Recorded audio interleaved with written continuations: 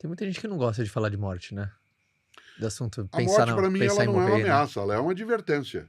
Como ela é um fato, tá? Ela é Sim. uma coisa concreta, né? Como diz uma grande pensadora, Terezinha Rios, né, que é filósofa também, morrer não é o contrário de viver. Morrer é o contrário de nascer. Certo? Viver, a vida não tem contrário, diz ela sempre, né? Muito boa essa. Isso, morrer é o contrário de nascer.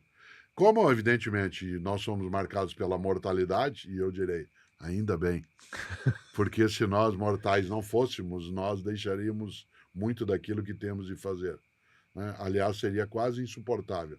Você não era nascido, né, mas o Borman fez um filme há muito tempo chamado Zardoz, com Sean Connery, que é um filme de ficção. Tá, É uma distopia, né, tá. uma utopia negativa, em que um grupo de humanos consegue, usando um cristal, esse filme é dos anos 1960, consegue, por uso de um cristal, construir a imortalidade.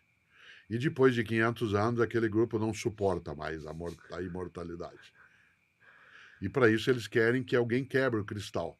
Mas por conta da organização que eles fizeram, eles não teriam como um deles fazê-lo porque havia uma interdição. O cristal não quebraria se fosse um deles. E é preciso que mortais que vivem fora da lei sejam chamados para fazê-lo. E eu vou dar um spoiler imenso, porque quase ninguém vai ver, né? Ou já viu. E o Sean Connery lidera um grupo de pessoas que são mortais e que são chamados, entre aspas, de bárbaros. E se consegue que ele venha quebrar o cristal. Quando esse cristal é quebrado, toda a comunidade se torna mortal de novo. E uma das cenas mais bonitas, porque usando o segundo movimento da sétima sinfonia de Beethoven, a cena é maravilhosa. Os bárbaros, entre aspas, os cavaleiros passam com as suas armas atirando e as pessoas perecendo com alegria. Porque, afinal de contas, 500 anos, né, o tempo todo, a mesma convivência, o mesmo passo, como um eterno, o dia da marmota, o feitiço do tempo, Sim, né, esse aquilo filme. te deixa, né, numa condição forte. Aí eu volto a um ponto. O de Allen, 90 anos. Ele diz: Eu não tenho medo da morte, eu só não quero estar lá quando isso acontecer. Né? Mas a marca maior é imaginar que a morte ela não é uma ameaça, ela é uma advertência. Isso é muito Assim, bom, Caio, hein? Isso é muito bom. Cortella, Muito bom isso. cautela.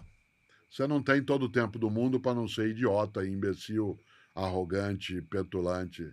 Você precisa se construir de uma outra maneira. Nesse sentido, a mortalidade, ela é para nós uma orientação, né? Nesse campo também. Claro, né? Nenhum de nós tem a intenção de perecer na agonia. Sim, Por isso, o nosso grande sonho é a boa morte, a eutanásia, usando o termo grego. sim. Né? Mas a vida em si, se ela não tivesse um movimento de cessação, a gente aproveitaria e fruiria menos. Você falava no Em Ponto de Partida que estava feliz de eu estar aqui, Aham. eu disse que também estava por estar aqui, ambas as coisas são verdadeiras, mas só existe felicidade se ela não for contínua. Você e eu só ficamos felizes de nos encontrar porque nós não estamos juntos o tempo todo. É verdade. Porque a felicidade se dá pela ausência também. Eu tenho um prazer imenso em tomar essa água que agora vou tomar, porque eu estou com sede. A sede favorece o prazer. Tivesse eu a obrigação de tomar 6 copos deles, fazer um exame médico, eu não apreciaria. Né? A gente só consegue dizer estou feliz porque ela se ausenta. Né? Se ela tivesse uma presença sem fim, não haveria fruição. A melhor coisa do mundo é você comer com apetite, não com fome. Não se confunda fome com apetite. Fome é a ausência de alimento e dá desespero. Apetite é a expectativa de alimento e desejo. Né? Por isso, quando você quer muito comer algo, você poderia comer outra coisa, não te faltam alimentos, aquilo aumenta imensamente o gosto quando você degusta. Haja vista que quem gosta de cerveja, né, vez ou outra eu tomo, o primeiro gole, isto não é cerveja, nem precisaria nem deveria sê-lo, né? Mas o primeiro gole é magistral, o segundo é delicioso. No terceiro, no quarto, você se transforma apenas num intermediário entre a garrafa e o vaso sanitário. Né? Portanto, é só uma passagem em que você não tem ali. Né?